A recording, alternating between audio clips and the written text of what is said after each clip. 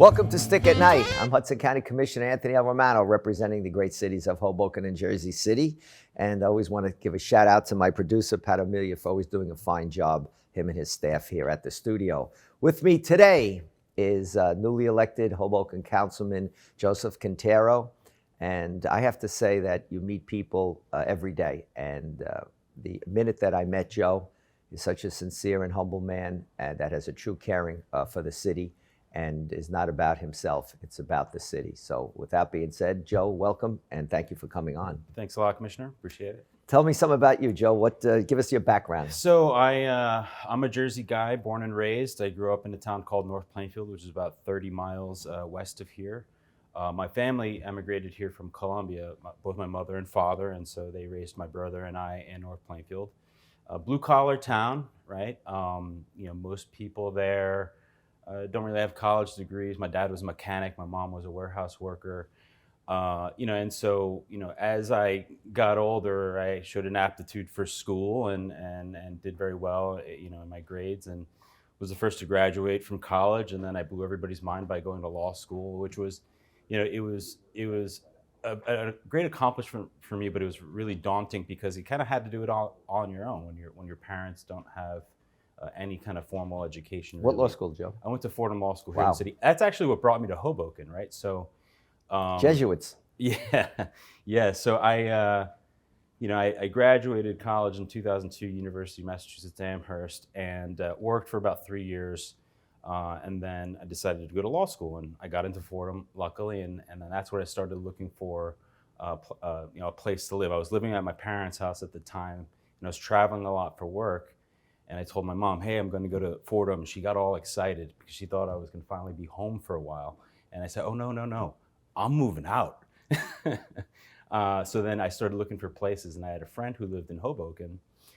So I came and I convinced another buddy to come here, and that's where we got our first apartment on I met your wonderful wife, right? You're married, and children. Yep. So that was 2006. So we stayed. I've been here since 2000. Or in Hoboken since 2006, and along the way met my wife about 5 years later. She lived in Manhattan. She's from New England though.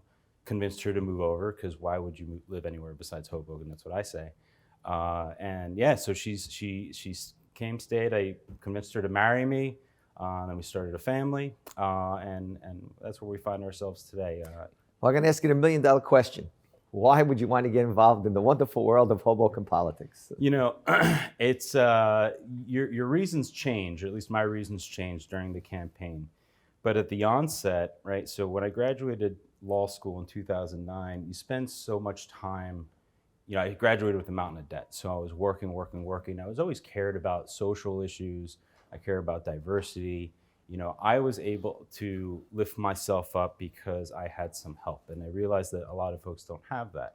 But you graduate with this mountain of debt, so you grind away trying to get it done. And really, I felt like I wasn't contributing to what I wanted to, right? And I'm a parishioner at St. Francis, and Monsignor Paul there says that, everybody should dedicate their time, their talent, and their treasure to the church or the causes that they care about.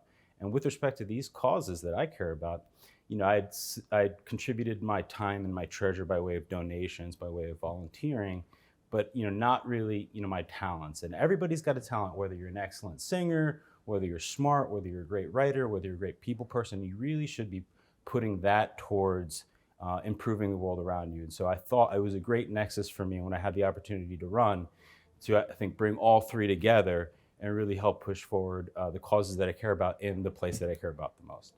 And it's interesting, you met Mayor Baller then, and you were chosen and asked to be on his team. Tell us, what made you click with the mayor and decide to run? So I met the mayor maybe 3 or 4 years ago when I first got involved with the Hoboken Democrats. I was on the leadership committee there, and look, he's just a normal guy, right? I'm a normal guy, he's a normal guy. Very religious man also. Yeah, and we family oriented. And frankly, we share similar philosophies on, just treat people with respect. We have a similar viewpoint on social issues, on really ignoring the noise and moving forward with the things that we care about. And so, when we started having conversations about running, we had a number of multi-hour long phone calls where we're really kind of just talking about specific issues and what our philosophies are. And it was just an easy conversation. It was like talking to a friend, really, and very relaxed, casual, but really moving forward and understanding that, okay, we maybe don't agree on every single thing, but we agree on approach, we agree on general philosophy, and it'd be something we could work well together with. And you had a resounding victory, and you handled it well. I think you handled it with class. Before I ask you about policies and what committees you're on, you had a meeting. This was your second meeting last night, correct? Third. What is it with? It seems to be in Hoboken with the proper word, viciousness at the meetings where things get personal. It's not collegial. I mean, I'm looking at the point of view from where we were in Hudson County with my colleagues on the Board of Commissioners, where if there's disagreements, it's discussed beforehand, or there's no out in the open attacking one another. And I observed that this is happening in Hoboken and starting sometimes in Jersey City, and it's just not the American way. People need to respect each other. We seem to have lost that. How do you perceive that in Hoboken? I think some of it is what we're seeing, like the tribal nature of that. I think we're seeing just across the board in the United States, people going into their factions and really seeing their politics as kind of what they're wrapped up with their personal identity. So whatever's a disagreement, you see people really dig in. I think in Hoboken, we have an added layer to that in which there is, I think, some personal animosity going back, since the Zimmer administration. Yes. So there's a lot of emotion wrapped up into the disagreements, right? People who maybe were friends before aren't friends anymore, and so you see some of that spilling over into the council. Those are some of the things I want to help move away from. Everyone I've had conversations with, I think this is why I get along so well with some of, me and Council President Russo get along very well, because when we first had our first conversation, I was like, look, I don't carry any of that baggage. I understand there could be policy differences, but no one's never ever wronged me personally or said anything about me or my family or accused me, whatever. I don't care about any of that stuff. Let's just focus on policy. I think that enabled us to start developing that really close relationship. And I would, I've made those same statements to some of the folks who are quote unquote on the other side. Well, when we come back from commercial break, we'll continue that discussion and lead on to your committee assignments and what your goals are. Right. I'm Anthony L. Romano for Stick at Night. Be right back.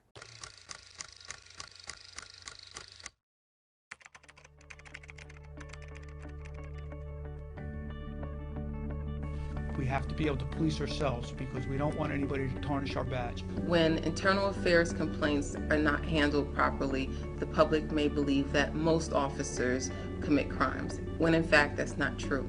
Most officers are professional. If complaints aren't taken properly and the community that we serve doesn't have a trust in the police department, I mean, there has to be legitimacy. If the community doesn't trust the police, how could we effectively serve them?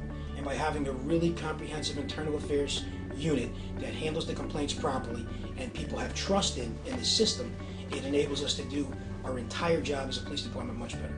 We need the community as much as they need us. So that citizen that has lost trust in the community could be a very important witness for us tomorrow.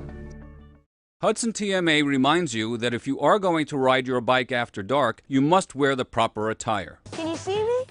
How about me? It's more difficult to ride at night, but if you have to, make sure you can be seen. Check this out. I'm wearing white, but it's not enough because I'm still difficult to see. No matter what time of day you ride, always wear bright clothing. But at night, you really need to wear reflective or retro-reflective gear. If you don't have any, buy some retro-reflective tape and put it on your shoes, your jacket, and your helmet. It helps reflect light back to the driver of a car. Make sure your bike has reflectors. And you need a headlight and a tail light. That's the best way to get noticed in the dark. And it's the law. Remember, the sooner a driver can see you and recognize you, the sooner they can react. Welcome back to Stick at Night, and here we are with newly elected Councilman Joe Quintero, and I love what Joe just said about trying to keep things civil. It seems to be going on in the country, and in Hoboken especially, there's so much, seems to be divisiveness and anger. It's up to, I think, people as ourselves to try to heal this. Joe, tell me some of the committees you're on, and then the goals that you have and the issues that you consider important, like the hospital. Sure, yeah. So I'm on the Finance Committee, who's chaired by Councilwoman Jabor. I'm on the Transportation and Parking, which is chaired by Councilman Ramos, and then I chair the Public Safety Subcommittee, which you're a member of, as we invited you. Now, I think that goes in line with what my priorities are. I mentioned a bunch of things, and when we were running in the campaign, we talked about protected bike lanes and flooding and kind of social programs and things, and all those things are important. But it actually came up during one of the debates. I was asked, what are my priorities? And I said, look, all these things are good, and we definitely need them, want them. But at the fundamental level, there's two things that must happen. One, we must continue to get our flooding program in check and continue that progress there. And then two, public safety is paramount. Now, I'm not saying that Hoboken is a dangerous town by far. I think it's an incredibly safe town. I feel comfortable walking down the street late at night. And by and large, it's safe from a fire perspective, not understanding that we had the fire of the Chambord building, which is a tragedy, but by and large, fires are down. But if you don't have those two things, if the town is literally underwater, or if you are not feeling safe walking down the street, then everything falls apart, right? So your property values will go down.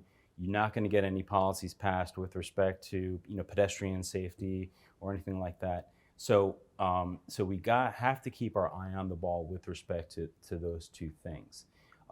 With respect, I've been meeting with the chief of police and the fire chief, and my number one statement to them: we're going to have regular meetings of the Public Safety Commission, Public Safety Subcommittee. They're going to be regular attendees because really what I want them to understand, or what I want to understand between the council and the leadership, is what is it that the community wants of these two services, and what do we not want them to do, right? Clarity of mission. And so that they can tell us what are the resources they need to execute against that mission, right? We need to have a clear understanding of what they can and can't do versus what we want them to do, right? So if, I think in some instances, folks really want, 100% compliance on every single law and rule. Okay, great, fine. If we're going to do that, we need to increase the patrolmen by, 10 times, right? We'll need 1,000 cops on the street now. That's going to equal, enormous tax increases. So do we really want that? How do we help them prioritize, and so we understand exactly what it is we want of our police force and of our fire I think department? a lot of people that move from suburbs to Hoboken don't have a true understanding of, should we say, urban living or urban issues. Hoboken is a town that basically, as Jersey City, is that there's definite affluence that has come to two cities that for years were in the economic doldrums. Nobody wanted to come to Hoboken, Jersey City. Then through gentrification and location, proximity to New York, both cities have risen from the ashes. Right. But at the same time, there's the socioeconomic issues that face both Yep. cities. And there has to be an understanding. I think that, I'm going to enjoy working with you on the public safety issues.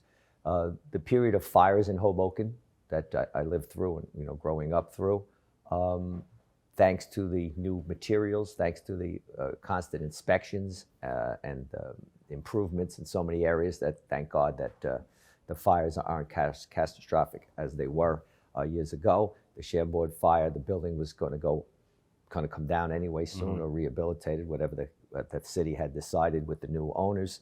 Unfortunately, it caught fire, which was tragic. And there's been sporadic, maybe, incidents of certain crimes in Hoboken. We want to keep the violent crimes down to a minimum, and you have to do modern policing. Right. I think that outgoing acting Chief LeBeau and incoming acting chief Aguiar are going to be, receptive, and you're going to see very easy to work with, and are going to stress community policing. And what is that? And I found out that the citizens sometimes the demand, and you can't have a policeman on every corner, Right. and through what kind of patrol. And I think working with you where you can get it out to the people, that this is what is being done in these different areas. And it is always public safety. It goes back to Rome with Cicero, with his Right. comment is the public safety of the people is paramount. And it's good that you realize that, because there is so many different issues, with regard to safety and parking, that's always, and then how do we help the business community?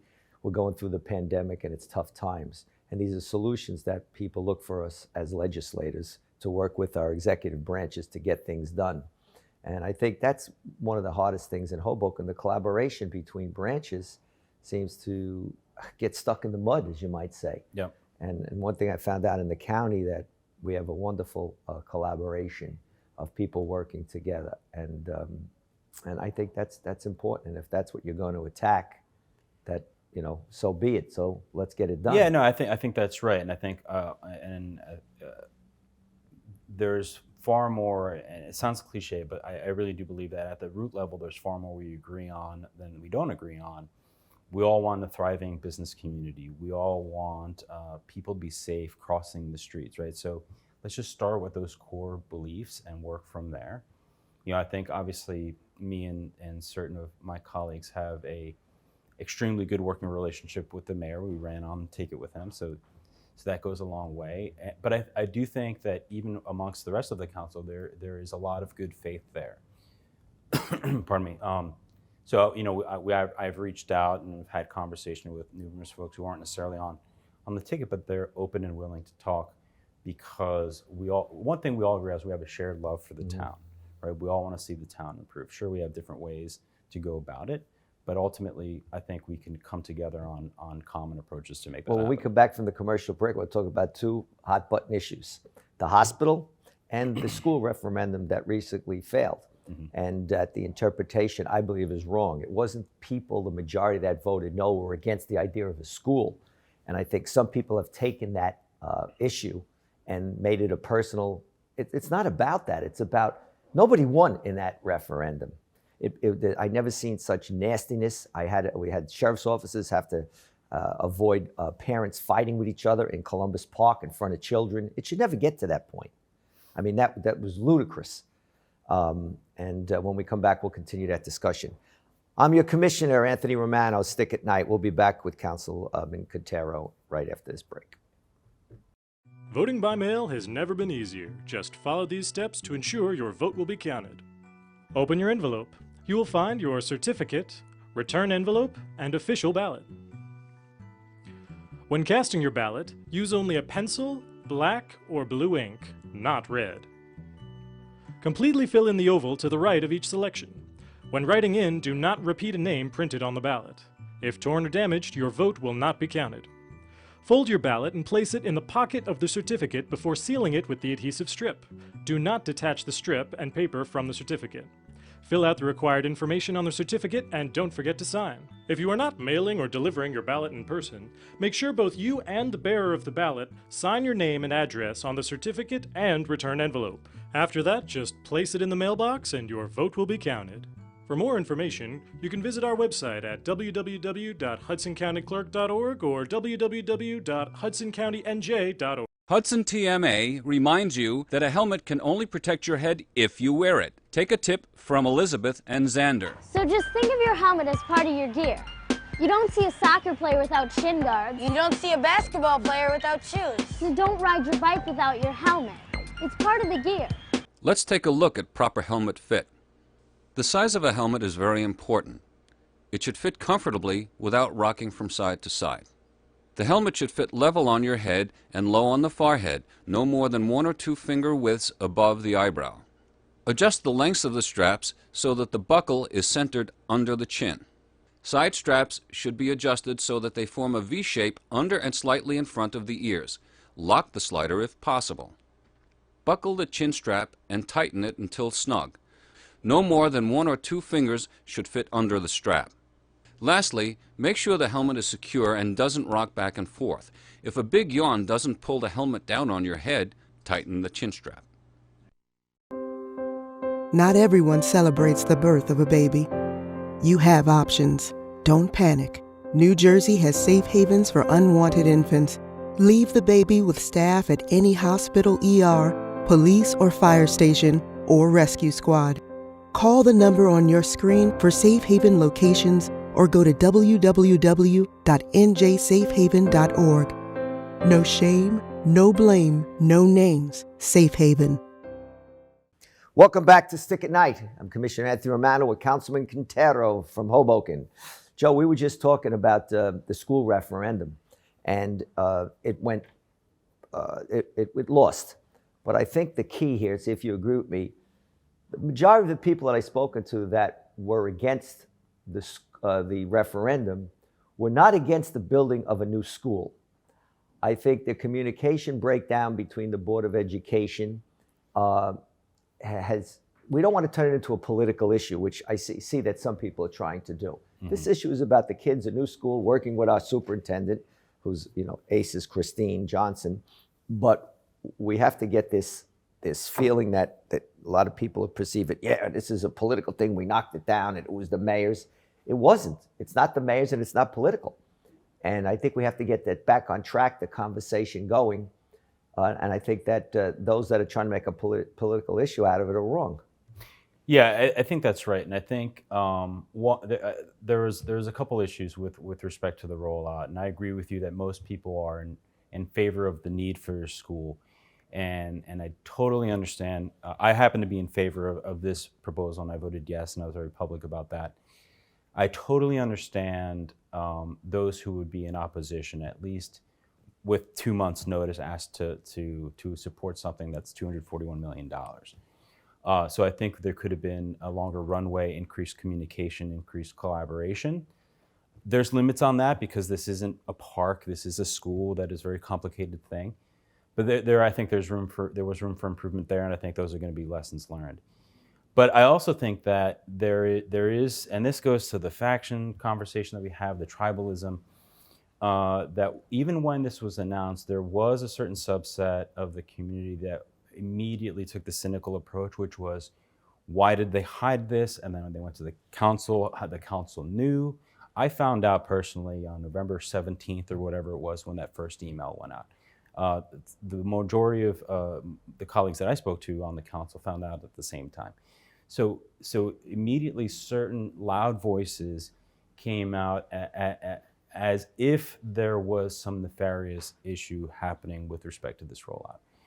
Coming from City Hall. Right, coming from City Hall, and City Hall had nothing to do with the rollout. And so I think, let's all give each other a break every once in a while, and just not assume in every instance that because something is being proposed that you're not necessarily for it, that there's some evil intent on the other side.